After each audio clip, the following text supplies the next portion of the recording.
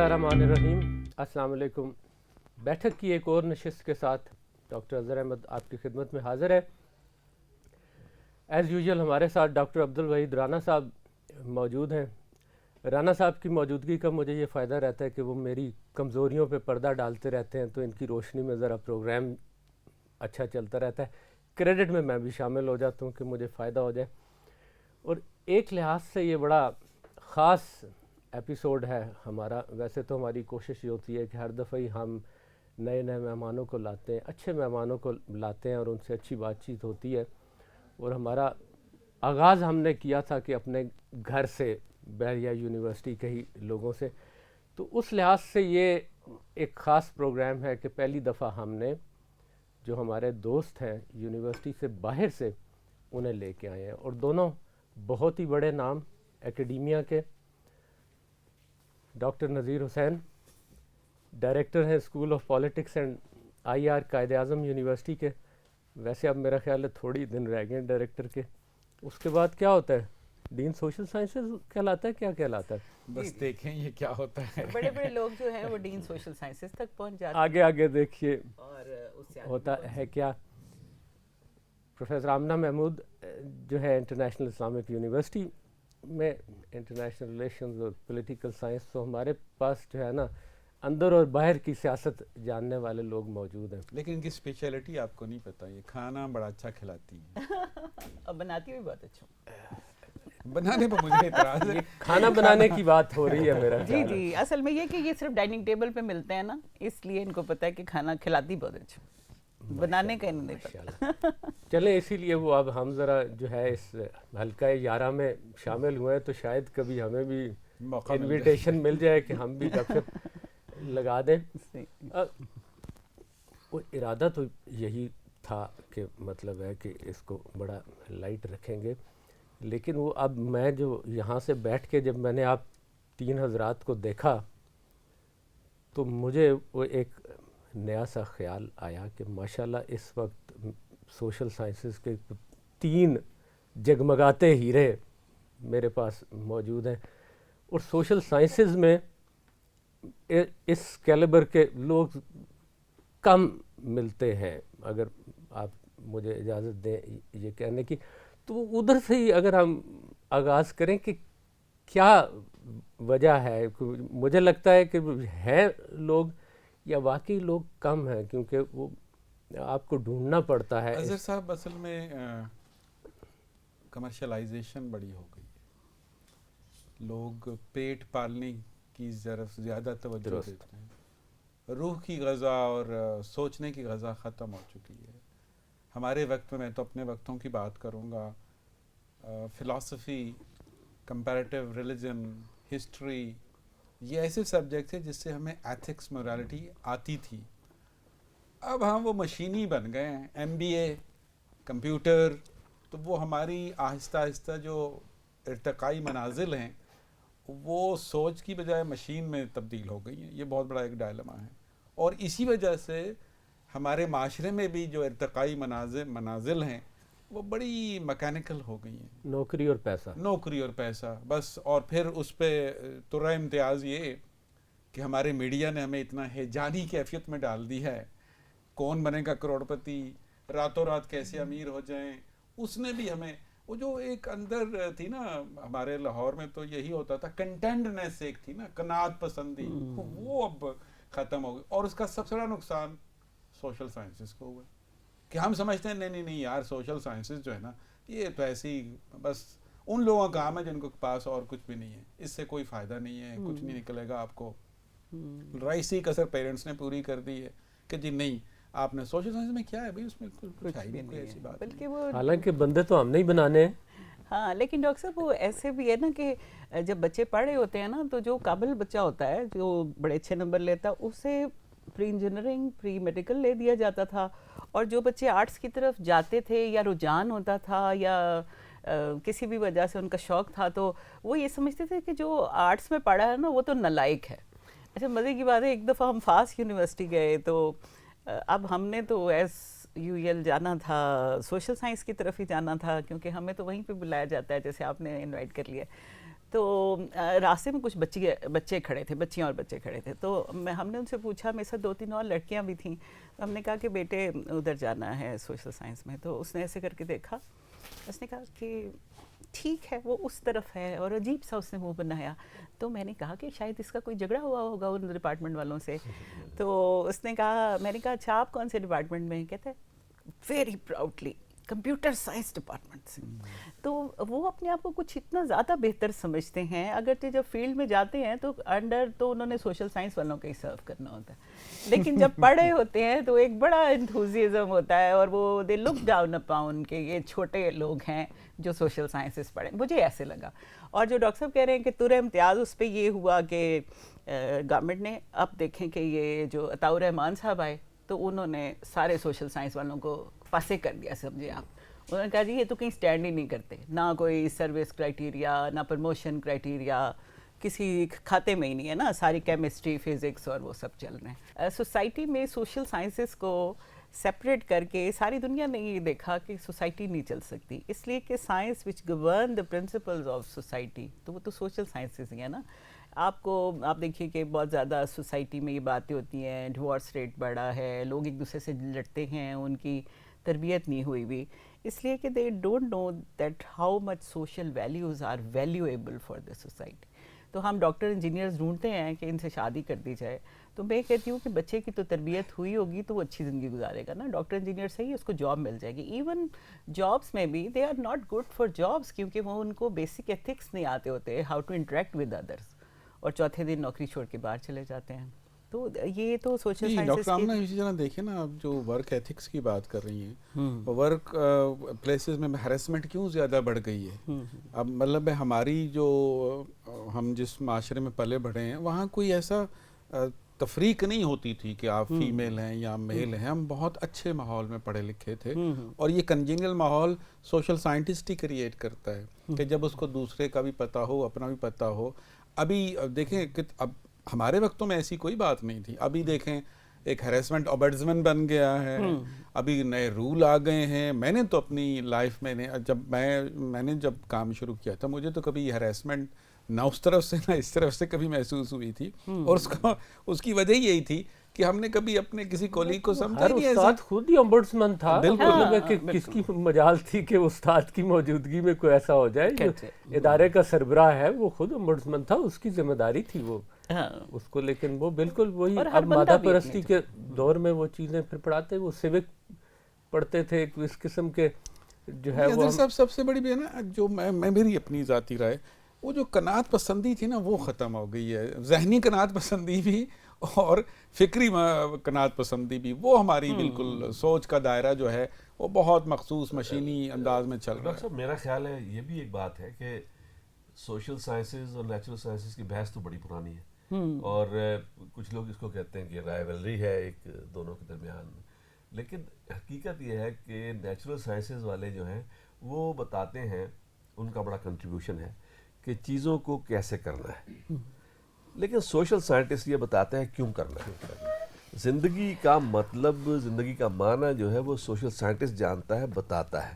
زندگی کا معنی جب بتا دیتا ہے تو پھر ہم کیسے زندگی گزارنی ہے اس کے اوپر عمل کرنا شروع کرتے ہیں. یہ کمپیوٹر، یہ ٹیلی ویژن، یہ انجینئرنگ اور یہ میڈیسن، یہ ساری اپنی جگہ ہیں، لیکن اس کے پیچھے انسان چھپا ہوا ہے، اور یہ انسان کے لیے کی جا رہی ہیں. اور انسان جو چھپا ہوا ہے اس کو مطمئن کرنا، اس کے لیے ایک اچھا معاشرہ قائم کرنا، ایک اچھی دنیا قائم کرنی، وہ سوشل سائنٹسٹ کرتا ہے. تو سوشل سائنٹسٹ جو خواب دیکھتا ہے اور خوابوں کی تعمیر نیچرل سائنسز کے حوالے کر دیتا ہے. تو جب تک خواب نہ ہوں اس کی تعبیر نہیں ہوگی. تو میرے خیال میں سوشل سائنسز کا رویہ اور رتبہ جو ہے، اب چونکہ تعصب بھی بیچ میں آ جائے گا، ہم تو سوشل سائنسز کے لوگ ہیں تو ہمیں لگتا ہے کہ ہم بہت عرفہ ہیں، لیکن یہ ضرور ہے کہ عرفہ خیالات اور عرفہ مقاصد جو ہیں وہ ہم بتاتے ضرور ہیں. تعصب کے بغیر دیکھیں نا، وہ فارسی میں وہ کہتے ہیں نا، کشت اول گر نہد میں مار کش تا سریا میر و دیوار کش. بنیاد اگر آپ کی ریڈی ہے، اور بنیاد تو سائنس نہیں بناتا. جب بچہ پیدا ہوتا ہے تو آپ اس کو سائنس تو نہیں پڑھاتے، آپ تو اس کو انگلی پکڑ کے چلنا سکھاتے ہیں، آپ اس کو بولنا سکھاتے ہیں، آپ اس کو بنیادی آداب سکھاتے، سائنس تو نہیں سکھاتے آپ اس کو. نہیں، پھر زندگی ایک آپ مقصد ہے نا. بنیاد تو سوشل سائنس نہیں بنانی ہے. اور زندگی تو ایک مقصد ہے نا. اگر مقصد کے علاوہ زندگی گزاری جائے تو اس کا پیسہ کمانا تو مطلب نہیں ہے نا. مطلب یہ کہ اچھا انسان، اچھا معاشرہ، اچھی نیشن، اچھی قوم، اچھی دنیا، یہ تو جیسے بتا رہے ہیں خواب سے ہی نکلے گی نا. بڑی علامہ اقبال نے بھی خواب دیکھا اور قائد نے اس کی تعبیر کر دی. دونوں سوشل سائنٹسٹ تھے. لیکن یہ بھی آپ دیکھیں کہ جو کچھ ہو رہا ہے جامعات میں، جو کچھ ہو رہا ہے معاشرے میں، جو کچھ رونق لگی ہوئی ہے دنیا کے اندر، خوبصورتی کے پیغام پہنچائے جاتے ہیں، ایک دوسرے کو ہم بتاتے ہیں کہ کس طرح زندہ ہیں ہم اور کیوں زندہ ہیں، اور انسان سے کیسے رابطہ رکھتا ہے. یہ سارا کچھ تو سوشل سائنسز کے اندر ہو رہا ہے. یونیورسٹیوں میں جو رونق لگی ہوئی ہے، جو مذاکرات ہوتے ہیں، مشاعرے ہوتے ہیں، فنکشنز ہوتے ہیں، تقریبات ہوتی ہیں، وہ سوشل سائنسز کے تحت ہی ہوتی ہیں. جی جی بالکل. اور آپ یہ دیکھیں کہ ہمارے حکمرانوں کو دیکھ لیں، بڑے بڑے لوگوں کو دیکھ لیں، ٹھیک ہے وہ حکمران بن جاتے ہیں، بڑی عہدوں پہ پہنچ جاتے ہیں، لیکن ان کے دل میں کہیں ایک چھپی ہوئی خواہش ہوتی ہے سوشل سائنٹسٹ جو ہیں ان جیسا ہونے کی. شاعر کو سنتے ہیں تو کوشش کرتے ہیں کہ میں بھی شعر کہتا ہوں، جی میں بھی کتاب لکھتا ہوں. ڈاکٹر صاحب آپ یہ کے تو آئیڈیل میرے خیال زیادہ ہے تر کہ social رویے scientist. رویے جو ہے ideals. نا وہ ہم سب بات کریں انفیکٹ کہ رویے بڑے امپورٹنٹ ہیں. دیکھیے جو سوشل سائنس ہیں اور نیچرل سائنسز ہیں، ہماری سوسائٹی میں کوئی پیورلی نالج حاصل کرنے کے لیے تو نہیں پڑھا ہوتا نا. یہ والا زمانہ وہ نہیں رہا. تو ہم سبھی پڑھے ہیں کہ ہم کچھ زندگی میں گین کریں گے، اس لیے کہ ہمیں روزگار تو اپنی جگہ ہے، اور ہم بالکل یہ نہیں کہہ سکتے کہ کیونکہ ہمیں غمے جانا تھا تو ہم شاعری کرنے بیٹھ کے تو غمے روزگار سے دور نکل آئے. لیکن جو ہم سب کا میرا خیال ہے کنسنسس ہے اس بات پہ کہ رویے زندگی کے بہت امپورٹنٹ ہیں، اور وہ سوشل سائنس سے شروع ہوتے ہیں اور سوشل سائنس پہ ہی ختم ہوتے ہیں. اور جو بھی میں پہلے بات کری تھی کہ نیچرل سائنٹسٹ ہیں، they have great contribution toward society. جو سوسائٹیز ڈیولپ کر رہی ہیں، جب میں امریکہ میں سڑک پہ جا رہی ہوتی تھی تو میں سوچتی تھی کہ ان ہواؤں، ان فضاؤں میں کیا خاص بات ہے جو میرے دیش میں نہیں ہے، اور یہ امریکہ ہے اور وہ ایک ڈیولپنگ کنٹری ہے. تو وہ وہیں کئی شیڈس کے نیچے کام کرنے والے سائنٹسٹ تھے جو اپنا اپنا کام ٹائم پہ کر رہے ہیں، اور امریکی گورنمنٹ کو اتنی پاور دی ہوئی ہے کہ وہ دنیا کو بلو اپ کر سکتے ہیں.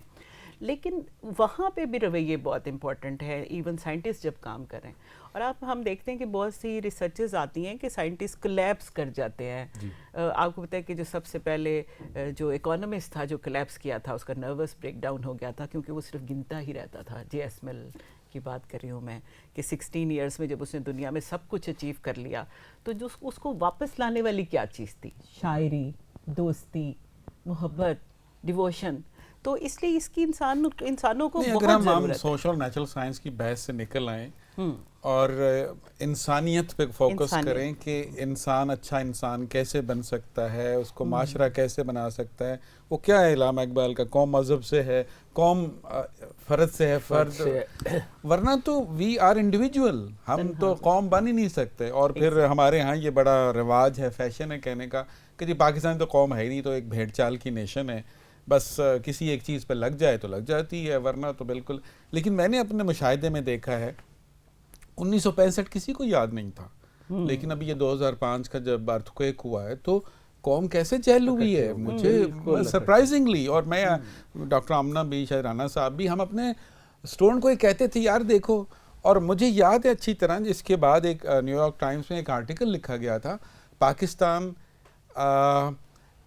نیشن اس کا کوئی ایسا انہوں نے بنایا تھا کہ unbeatable nation, something like that, کہ یہ ایسی قوم ہے جو کرائسس میں جوان ہوتی ہے. اور ہم تو آپ کو پتا ہے ہم کرکٹ میں جب کرائسس آ جائے پھر ہم جوان ہو جاتے ہیں. میچ ہوتا ہے تو آپ F9 پارک میں گاڑیاں پارکنگ کی جگہ نہیں ہوتی، اتنی دنیا اکٹھی ہو جاتی ہے، LED پہ دکھایا نہیں. لیکن جا رہا میڈم ہوتا ہے جب گالیاں نکالنے پہ آتے ہیں تو ٹیم کو پھر ہم چھوڑتے ہیں. ادروائز ہم کچھ ایکسٹریمسٹ ہیں ہمارے درمیان، وہ جو ہے نا توازن. یہ محبت کے وہ ذائقے ہیں. ہم جو ہیں استاد جب تک نہ پڑھے ہم اکٹھے نہیں ہوتے، تو ہمیں اکٹھے کرنے والی طاقت جو ہے وہ مصیبت ہے. تو اس کا مطلب ہے کہ مصیبت آتی ہے تو ہم اکٹھے. آپ دیکھیں جب بھی کوئی حادثہ ہوتا ہے ہم واقعی ہمارے اندر ایک طاقت پیدا ہو جاتی ہے، ہم اکٹھے ہو جاتے ہیں اور جل ہو جاتے ہیں جس کو کہتے ہیں. لیکن یہ رویہ خطرناک بھی ہے. اس کا مطلب یہ ہے کہ جب مصیبت نہیں ہوگی تو ہم اکٹھے نہیں ہوں گے, تو ہم نہیں اور ہوتے نا. اصل میں ترقی کرنے کا وقت وہ ہوتا ہے جب مصیبت نہیں ہوتی. تو لیکن رانا صاحب ہم سب سے زیادہ ناراض اس وقت ہوتے ہیں جب کسی خاندان میں کسی کی شادی ہو رہی ہو, سارے خاندان ناراض ہو جاتے ہیں. وہ تو جی اچھا موت پہ سارے اکٹھے ہو جاتے ہیں, یہ بھی بڑی عجیب اور نذیر صاحب آپ نے بڑی پیاری بات کی ہے. دیکھیں وہ کہتے ہیں کہ وہ پھوپھی پھوپھی نہیں ہے جو شادی پہ ناراض ہے, تو خالہ بھی تو ہے نا. خالہ, لیکن پھوپھی عموماً ناراض ہوتی ہے, اور ہمارے ہاں روایت ہے کہ شادی ہونے لگتی ہے تو پھوپھی ناراض ہو جاتی ہیں, تو ان کو منانا پڑتا ہے کہ جی آپ آئیں.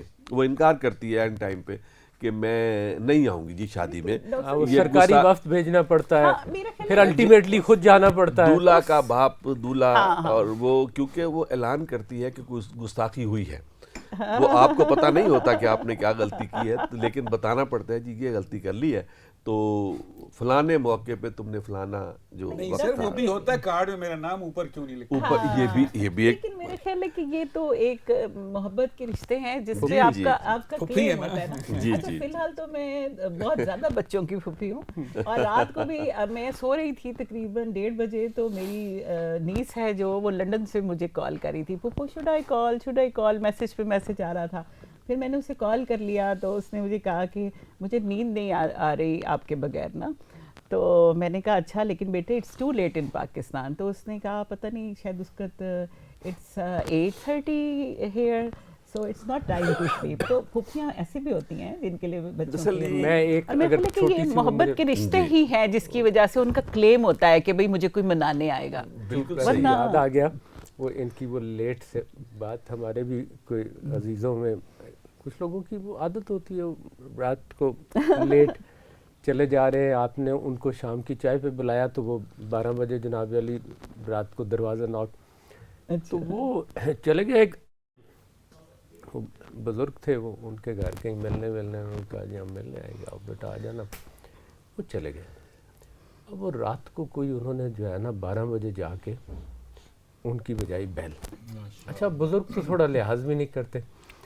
اب وہ اٹھی آنکھیں ملتی ہوئے آنٹی, اور انہوں نے آ کے انہوں نے وہ جو ایک وہ تکیہ کلام کے طور پہ نا, تسی سو تے نہیں رہے سو. انہوں نے کہا کیوں اسی چمگادڑا پٹھے لٹکے ہوئے تھی 12 بجے آؤ گے تو وہی دیر ہوں گے. سوری پھر آپ کچھ بات نہیں, کچھ وہ یہی بات, اسی بات کے اندر یہ ایسا موضوع ختم تو ہوگا نہیں. یہ رشتے جو ہیں ان کے حوالے سے ہمارے محاورے بنے ہوئے ہیں, کیونکہ محاورے بنتے ہیں روزمرہ تجربات سے, پھوپھیوں کا کہ وہ تمہارا پھوپھی کا بیٹا ہے جو تم اس طرح کرتے ہو.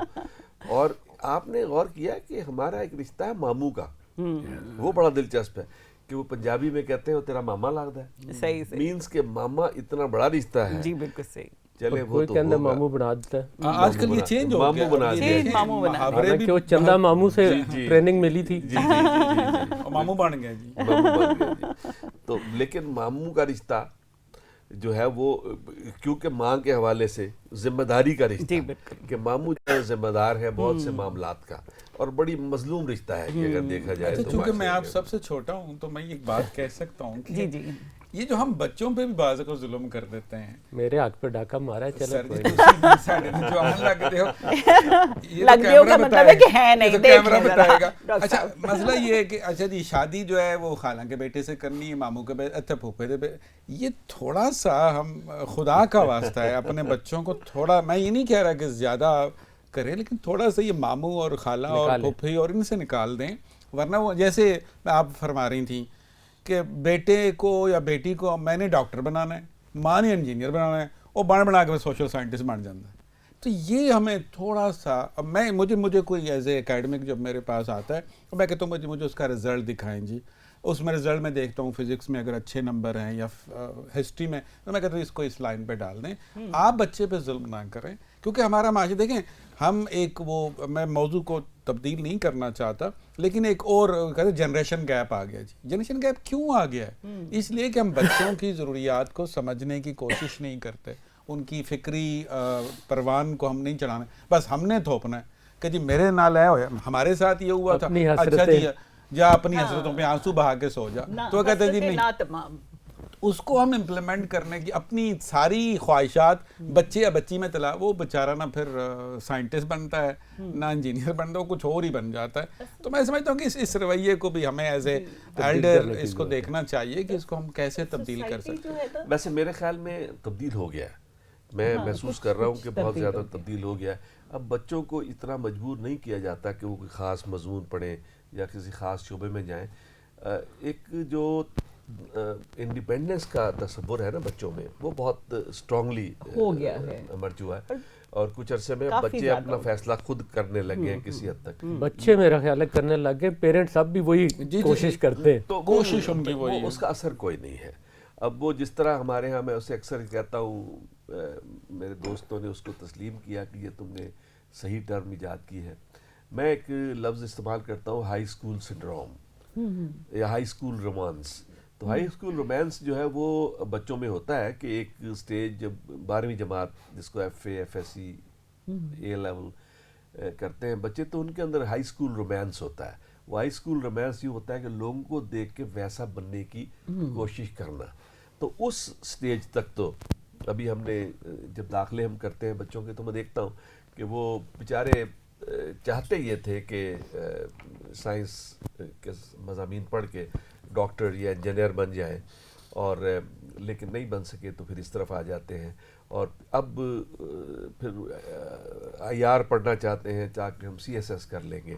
اب ان کو نہیں معلوم سی ایس ایس کیا ہوتا ہے، اور وہ اس ملک میں محض 100-125 آدمی سال کے اندر کرتا ہے. تو آئی آر پڑھ لیں گے تو پھر اگر یہ نہ کیا تو کیا کریں گے، یہ ان کو نہیں پتہ. اس طرح باقی مضامین کے بارے میں یہ ہے. تو یہ تصور تو ہے، لیکن وقت کے ساتھ ساتھ پھر سمجھ آ جاتا ہے کہ ہمیں کیا کرنا ہے کیا نہیں کرنا. مگر میرا خیال ہے زندگی ہمیشہ ہی ایسے رہی ہے. شروع سے جب سے انسان پیدا ہوا ہے وہ کچھ چاہتا ہے اور اس کے لیے تگ و دو بھی کرتا ہے. ماں باپ بھی چاہتے ہیں. دیکھنا جی، باپ کا رشتہ واحد رشتہ ہے، ماں کا بھی، جو اپنے سے بہتر دیکھنا چاہتا ہے بچے کا. تو بس وہ یہ شاید یہ خواہش ہمارے یہاں زیادہ ہے. شاید اس میں استاد کو بھی ڈالا جا سکتا ہے. میرا خیال ہے کہ استاد کو بھی بڑی خوشی ہوتی ہے کہ اگر اس کا اسٹوڈنٹ اوپر جائے تو ہم فخر سے بتاتے ہیں نا ڈاکٹر صاحب اپنی جگہ پہ، اور ریفرنس لیٹر دیتے رہتے ہیں، اور بچے پھر کسی دن جیسے ابھی صبح نذیر صاحب بتا رہے تھے کہ ان کے شاگرد ماشاءاللہ اس وقت کہاں بیٹھے. تو نہیں، لیکن ان کے شاگرد ذرا کم بیٹھے کیونکہ میں سینئر ہوں، میرے زیادہ آگے چلے گئے. ٹھیک ہے. لیکن جو ہم بات کر رہے ہیں نا ڈاکٹر صاحب، سوری میں آپ بولیے. میں یہ بات کر رہی تھی کہ obviously میں یہ بات کر رہی تھی کہ دیکھیے کیریئر کاؤنسلنگ جو ہے وہ ایک بالکل ڈفرینٹ فیلڈ ہے، اور بچے کا کیا ایپٹیچیوڈ ہے اور کیا نہیں ہے. اور جو ڈاکٹر صاحب کہہ رہے ہیں کہ پیرنٹس کی خواہش بڑی ہوتی ہے، اور جو ڈاکٹر نذیر صاحب کہہ رہے ہیں کہ اس کا جو ایپٹیچیوڈ ہے اس کے مارکس ڈپیکٹ کرتے ہیں اس کو. لیکن میں یہ سمجھتی ہوں کہ بچے کو جو وہ کرنا چاہے وہ کرنے دینا اس لیے چاہیے کہ جو وہ خوشی سے کرے گا اس میں وہ ایکسل کرے گا. اور جتنی سیچوریشن ہے سوسائٹی میں جابس کے معاملے میں خاص طور پہ، تو وہ ایکسلنٹ کے لیے تو سب جگہ پہ اسپیس ہے، وہ چاہے پولیٹیکل سائنس میں کر لیں. میں اپنی بات بتاتی ہوں کہ ہمارے خاندان میں کسی نے سوشل سائنس نہیں پڑھی تھی. جب when I switch from BSc to political science, وہ میرے ابا نے کہا کہ کر لو، تو سارا خاندان یہ سمجھتا تھا کہ ایدا تو بیڑا گرک ہو گیا. اور جو میرا بھائی ہے وہ ابھی ہی از اے ڈاکٹر اور فورن کوالیفائڈ ہے، اس کی بیوی بھی امریکہ سے پڑھی ہوئی ہے، ڈاکٹر ہے. جب اس کی بیٹی کا وقت آیا تو اس نے 96% مارکس لیے. اس نے کہا جی سائنس میں چلے جاؤ. اس نے کہا ابا میں نے تو سائنس نہیں پڑھنی نا، تو میں نے تو سوشل سائنس پڑھنی ہے. تو اس نے کہا کہ یہ پھوپھی پہ چلی گئی ہے کہ سائنس پڑھنے سے انکار کر دیا ہے نا. لیکن اس کے بعد ہی ریئلائز، اور اسی دوران میں پروفیسر ہو گئی نا. آئی واز ایسوسیٹ پروفیسر، میں پروفیسر ہو گئی. اور وہ اصل گال ہے نا، تو جب میں پروفیسر ہوئی تو میرا بھائی جو خود وہ میری اپنی بیٹی کو لے کے آیا، اینو دس کتنے داخلہ لینا ہے، کیونکہ ہی ریئلائز کہ جو ایکسل کرتا ہے اس کے لیے سب جگہ اسپیس، اور وہ سوشل سائنس میں بھی جائے گی تو اچھا ہی. اور آپ ایکسل بھی وہیں کرتے ہیں جہاں آپ چاہ رہے ہوتے ہیں. اچھا اظہر صاحب، ایک سیریس مسئلہ ہے جو ہمیں میرا خیال ہے ٹیک اپ ایز اے اکیڈمک ہم بیٹھے ہیں، ہمیں ٹیک اپ کرنا چاہیے. دیکھیں پوری دنیا میں ہم بھی پھریں، آپ بھی پھریں، سارے ہم پھریں، وہاں تفریق ہے. جیسے انہوں نے فرمایا ہائی اسکول سنڈروم کی، پھر کالج، پھر یونیورسٹی. ہم نے ہائی اسکول کالج اور یونیورسٹی کو ایک بنا دیا. وہ جو ایک ٹرانزیشن ہے نا وہ ہم کر پا نہیں رہے, جس کی وجہ سے ایک تو ڈسپلن کے پرابلم بہت زیادہ پیش آ رہے ہیں, اور دوسرے یہ ہے کہ ظاہر ہے ایک فکری ہم آنگھی بڑی مشکل ہو جاتی ہے. جو 12 گریڈ والا ہے وہ ماسٹر کے ساتھ یا ماسٹر والا پی ایچ ڈی کے ساتھ, یہ بڑا ہمیں اس بارے میں بڑا سوچنا پڑے گا کہ انسان کی ارتقاء کا ایک لیول ہوتا ہے. ہم پرائمری والے کو سیکنڈری دیکھیں نا, یہ اگر برٹش راج نے یہ چیزیں پیدا کی ہیں, پرائمری, سیکنڈری, ہائر, پھر کالج, پھر یونیورسٹی, وہ ہم نے بالکل توڑ دی ہے. جب بچہ ہمارے پاس, ہم تو یونیورسٹی اس میں جب بچہ ہمارے پاس آتا نا اس میں تھوڑا سا شعور, تھوڑی سی سنجیدگی, تھوڑی سی متانت آ چکی ہوتی تھی.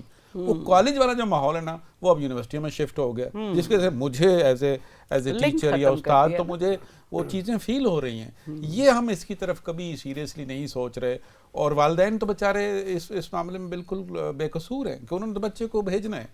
ابھی وہ جو ایک بیچ والا وقفہ تھا نا جس میں بچہ گروم ہوتا ہے, بیسکلی گروم ہوتا ہے, اور ہم اس میں کالج والوں کو بالکل ان کو بہت کریڈٹ دیتے ہیں کہ ان کا سارا غصہ, ان کی ساری شرارتیں, سارا کچھ وہ بیچارے برداشت. تو بچہ جب ہمارے پاس بی اے کے بعد آتا تھا نا تو بڑا گروم ہو کے آتا تھا. اور پھر دوسرا بڑا امپورٹنٹ وہ نقطہ انہوں نے اٹھایا ہے کہ جب آپ کے پاس جب آ رہا ہے یونیورسٹی کے اندر بھی, پھر وہ اسپیس جو آپ ایک پوسٹ گریجویٹ اسٹوڈنٹ کو دیتے ہیں وہ ایک پوری دنیا ہی ڈفرینٹ ہے. آپ نے اس کو کلاسز میں کیسے کنڈکٹ کرنا ہے, وہ خاصی انڈیپینڈنس ہوتی ہے.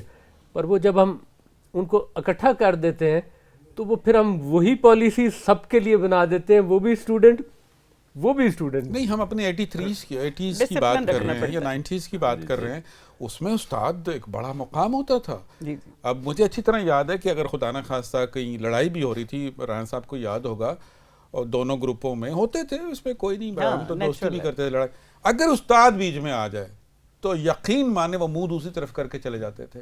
آج اگر وہ استاد بیچ میں آتے, آپ تو میرے استاد ہی نہیں ہیں جی, آپ تو فلاں ڈپارٹمنٹ کے استاد ہیں. تو یہ جو فکری پرابلم ہے, اس کو میرا خیال ہے ہماری ایڈمنسٹریشن نے, ہماری جو سوچنے والی ہیں ایجنسیز ہیں یا ادارے ہیں, HEC خاص طور سے منسٹری آف ایجوکیشن, انہوں نے اس کو جو ہے نا وہ فرق کو بالکل ختم کر دیا. لیکن سوچنے والے تو ہم ہی لوگ ہیں نا, ادھر بھی جا کے ہم ہی سفارشات پیش کرتے ہیں. اظہر صاحب, ہمیں انہوں نے اکنامکس پہ لگا دیا ہے کہ جی آپ نے اپنا بجٹ خود پیدا کرنا ہے. جب آپ بجٹ خود پیدا کریں گے تو پھر یہ مسائل تو پیدا ہوں گے. لیٹس سی, میں اپنی ایک یونیورسٹی کی بات کر رہا ہوں, قاظم یونیورسٹی کی بات کر رہا ہوں. ہماری یونیورسٹی صرف ریسرچ اورینٹڈ تھی, ان کو بھی پتہ ہے, آپ کو پتہ ہے. ہمارا ماسٹر سے شروع ہوتا تھا, اور ہمارے میں سوشل سائنس کا لفظ شروع ہم نے کروایا, قاظم یونیورسٹی نے کروایا, ورنہ سوشل سائنسز کچھ نہیں ہوتا تھا. جیسے آرٹس تھا, ہیومینٹیز تھا. یہ ہم نے جب تفاوت پیدا کیا, آپ کو یاد ہوگا, social sciences, natural sciences, biological sciences, اب تو میڈیکل سائنسز, یہ سائنس کا لفظ ہم نے دیا تھا. ابھی ہمیں اٹھا کے آپ نے بی ایس میں لگا دیا کہ جی آپ بی اے کے بچوں کو پڑھائیں. تو مجھے آپ خدا را بتائیے, میں یہ نہیں کہہ رہا کہ میں بہت آسمان پہ پہنچی ہوئی چیز ہوں. جب قائد اعظم یونیورسٹی, یہ اب پرانی یادداشتیں, ڈاکٹر صاحب آپ نوسٹیلجیا جو ہے نا آپ نے بڑا جگا دیا پرانی. بالکل, وہ قائد اعظم یونیورسٹی جب قائم ہوئی ہے تو جو اس کا بنیادی فلسفہ تھا وہ یہ تھا کہ پاکستان کے وہ نامور سائنسدان, سوشل سائنس کے اور نیچرل سائنس کے, جو پاکستان میں نہیں رہتے, باہر رہتے ہیں, ان کو پاکستان لایا جائے. مقصد یہ تھا. تو یہاں پی ایچ ڈی اور ایم فل سے نیچے کی تعلیم نہیں ہوگی.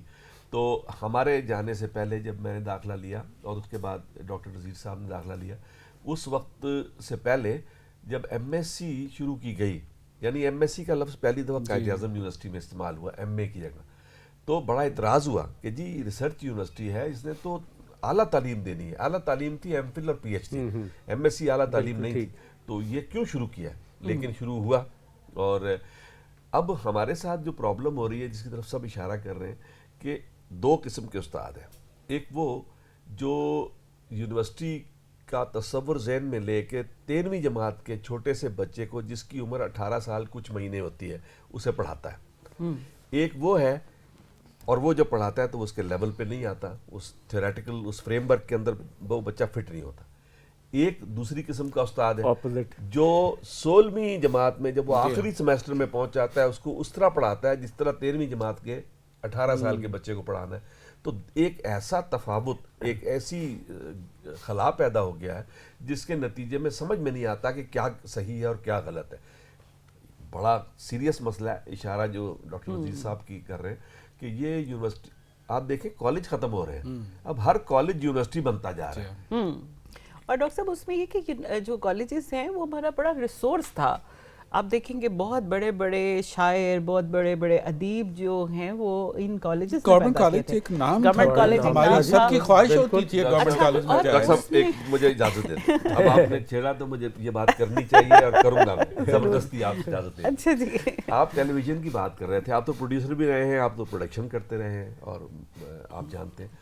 میں سارا زندگی میری سرکار میں نوکری جب کرتا تھا تو میں اسی شعبے میڈیا اور کلچر کو ہی ڈیل کرتا تھا. تو میں نے ایک دفعہ بہت شروع میں کسی بہت سیانے آدمی سے پوچھا کہ یہ کیا وجہ ہے, یہ ہمارے میڈیا کا جو پروڈکشن کا, رائٹنگ کا, کریٹو جو ہماری پروڈکشن تھی اس کے اندر زوال آیا. تو انہوں نے کہا کہ بھائی بات یہ ہے کہ جب پاکستان ٹیلی ویژن 1964 میں شروع ہوا پائلٹ لاہور سے, اور پھر اس کے بعد تو اس میں لوگ کون تھے, وہ گورنمنٹ کالج لاہور کی کریٹو پروڈکٹ تھی. رائٹر وہاں سے آئے, پروڈیوسر وہاں سے آئے, ایم این ایچ آیا, یاور حیات آیا, اور رائٹر جو تھے وہ کس کیلیبر کے لوگ تھے جو اس کے لیے لکھتے تھے. تو اس لیے یہ کمال ہوا, یہ کمال اور کوئی نہیں ہے. وہ کراپ ختم ہو گئی, اس انسٹیٹیوشن سے آنے والے بندے بند ہوئے, تو وہ کریٹیوٹی بھی بہت نیچے چلی گئی. تو وہ نام ہوتے تھے گورنمنٹ کالج کا بندہ پڑھا ہوا ہے. اب اس کو کریں کیا, مطلب اب وہ بجٹ بھی ایک ایشو ہے, اصل تو ایشو اب پیسہ ہے نا, تو کیا وہ سولوشن ہونا چاہیے کہ ہم اس کو, اس کے لیے ایک بات میں کہوں گا, گورنمنٹ کو ایک بات سمجھنی چاہیے, کچھ چیزیں جو ہیں ان کی فائنینشیل گین نہیں دیکھنا, اس کا اکنامک گین دیکھنا ہے. فائنینشیل گین یہ ہے کہ کیپٹل کے جواب میں کیپٹل آئے, 100 روپے لگائیں 110 روپے آئیں گے تو فائدہ ہے. اکنامک گین یہ ہے کہ 100 روپے لگائیں 5 روپے بھی نہیں آئیں گے, بندہ آئے گا, معاشرہ بہتر ہوگا. ہمیں اکنامک گین کے لیے کام کرنا چاہیے. ہر جگہ سے منافع نہیں ہوتا, تعلیم منافع کا سودا نہیں ہے, صحت منافع کا کام نہیں ہے. ہمیں صحت مند قوم بنانے کے لیے خرچ کرنا ہوگا, تعلیم اچھی دینے کے لیے ہمیں تعلیم کے اوپر خرچ کرنا ہوگا. ہم یہ سوچیں کہ تعلیم دیں گے تو اس سے فیسیں لے کے پیسے آئیں گے, تو پھر تو ہمارا نظام تعلیم اسی قسم کے کہیں نہ کہیں ہمیں امداد دینی ہوگی. اور وہ سب سے بڑا, مطلب یہ گورنمنٹ میں رہے ہیں, سب سے بڑا جو کٹ لگتا ہے ہمیشہ وہ ایجوکیشن میں لگتا ہے کہ جی اچھا چلیں ہماری تنخواہیں نہیں ہیں, کیا ہے. اب میں ایک اور سیریس مسئلے کی طرف نہیں لانا چاہ رہا کیونکہ پھر بات بہت پھیل جائے گی. یونیورسٹیوں کی اکنامک بدحالی کی بات کریں آپ, کہ کئی یونیورسٹیاں جو ہیں وہ اپنے اساتذہ کو یا سٹاف کو پیسے نہیں پے کر سکتی, اوور ڈرافٹ پہ چل رہی ہیں. اسکینڈینیوین سوسائٹی میں کیوں یہ ایک نیا پرسپیکٹو پیدا ہوا ہے؟ ریئلزم کے بعد پیس سٹڈیز کہاں سے شروع ہوئی ہے؟ اسکینڈینیویا سے شروع ہوئی ہے, کیونکہ انہوں نے دیکھ لیا کہ سوشل ویلفیئر اسٹیٹ کیا ہوتی ہے. اپنے معاشرے میں انسان کو بنیادی ضروریات, سر یہ بنیادی ضرورت, صحت, تعلیم, سیکیورٹی, یہ بنیادی ضروریات ہیں. اگر یہ پوری نہیں ہوں گی تو آپ سوچ بھی نہیں سکتے. پیٹ میں بھوک ہو تو آپ کو میرا خیال اجازت ہے کہ نماز بھی پہلے کھانا کھا لیں پھر نماز پڑھیے.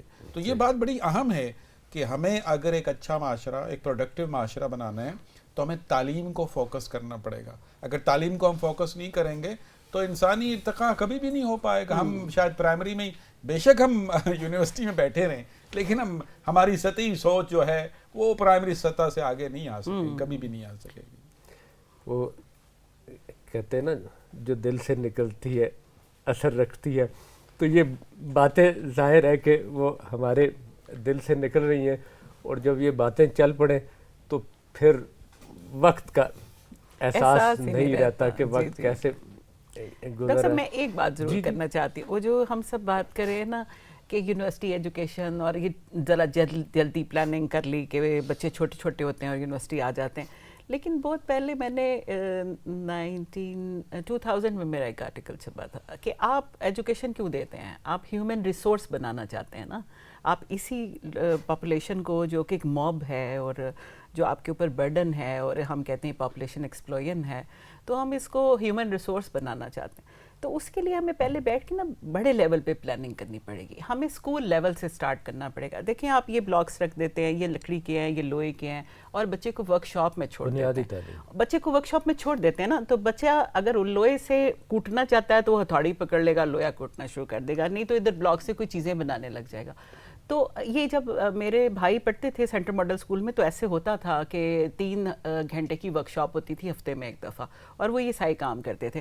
تو ہم اگر یہ والا ایٹیچیوڈ جو ہے وہ چینج کر لیں کہ ہمیں میٹرک کا سرٹیفکیٹ چاہیے, تو اگر 5th کلاس سے ڈراپ آؤٹ ہوگا تو وہ کارپینٹر کے ساتھ سرٹیفکیٹ کے ساتھ جائے گا. اگر وہ 8th کلاس میں ڈراپ آؤٹ ہوگا, کیونکہ آپ کا ڈراپ آؤٹ بہت زیادہ ہے, اگر میٹرک پاس ہوگا تو اس کے پاس سرٹیفکیٹ ہوگا جس میں وہ میٹرک وتھ کارپینٹری ہوگا, میٹرک ان ایگریکلچر ہوگا, اور پھر اس کی ییلڈ جو نکلے گی اس کے کھیت سے وہ بہت زیادہ ہوگی.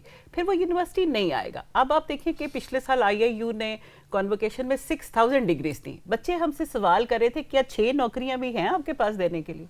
کس یونیورسٹی کے پاس 6 نوکریاں ہیں؟ آپ اتنا پاس آؤٹ کرتے ہیں, ڈاکٹر صاحب بھی. آپ بتائیے کہ آپ کو ایجوکیشن میں کمپریہنسو پلاننگ کرنی ہے.